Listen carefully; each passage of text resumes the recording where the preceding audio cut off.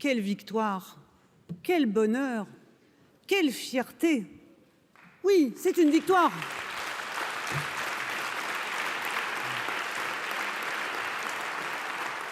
N'ayons pas peur des mots. C'est une victoire dans le long combat que mènent les femmes pour leur liberté contre l'obscurantisme. En France encore, depuis 1975, les anti-IVG n'ont jamais renoncé. Ils n'ont jamais cessé la guérilla. Alors aujourd'hui, nous leur disons, c'est fini, arrêtez de vous agiter. Les Français ont choisi, nous continuerons.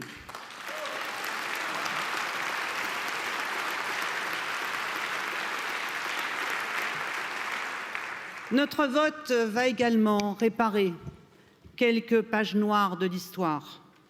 Nous allons réhabiliter toutes les femmes poursuivies, condamnées et même guillotinées pour avoir procédé ou subi des avortements. Au 343 du manifeste, à Gisèle Halimi, à Simone Veil, à Yvette Roudy, je veux dire, mesdames, nous avons mis nos pas dans les vôtres et comme vous, nous avons réussi.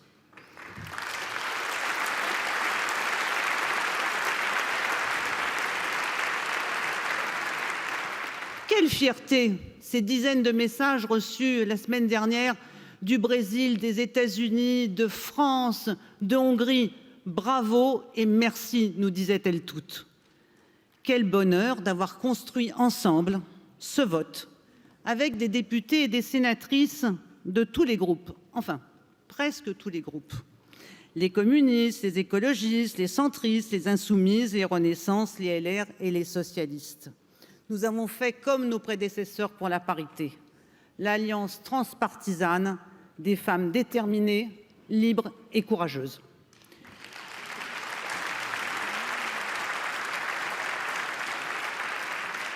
Cette sécurisation de l'IVG dans la Constitution, nous la devons d'abord à la société civile, citoyenne et militante. Nous la devons aux Françaises et aux Français, qui, de sondage en sondage, ont toujours dit clairement qu'ils voulaient cette réforme.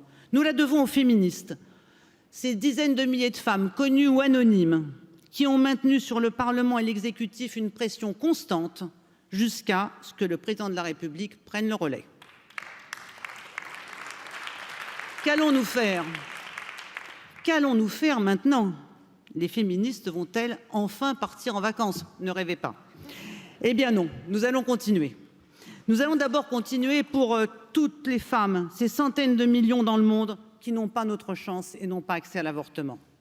Nous allons continuer pour celles qui résistent à Trump, à Bolsonaro, à Orban, à Milei, à Poutine, à Giorgia Meloni.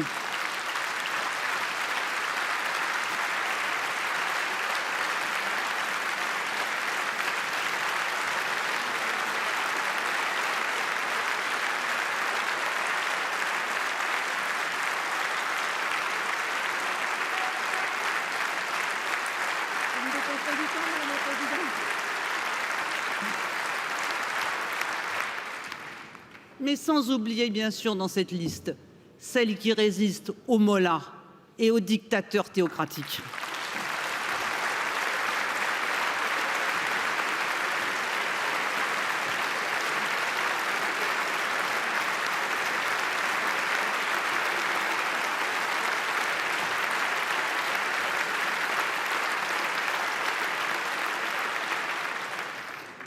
Le droit de disposer de son corps, de choisir et non de subir sa maternité est la condition de l'émancipation des femmes, mais ce n'est pas un aboutissement.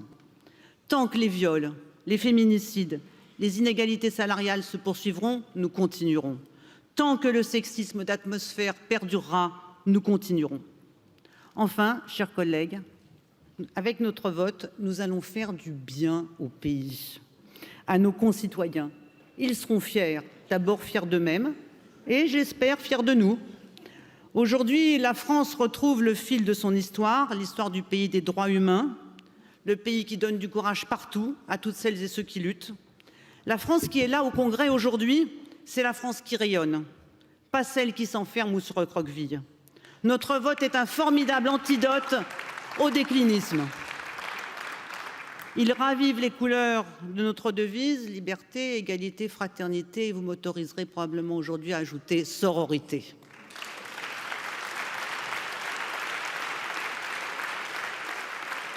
Vous l'avez compris, le groupe socialiste, écologiste et républicain du Sénat votera la constitutionnalisation de l'IVG.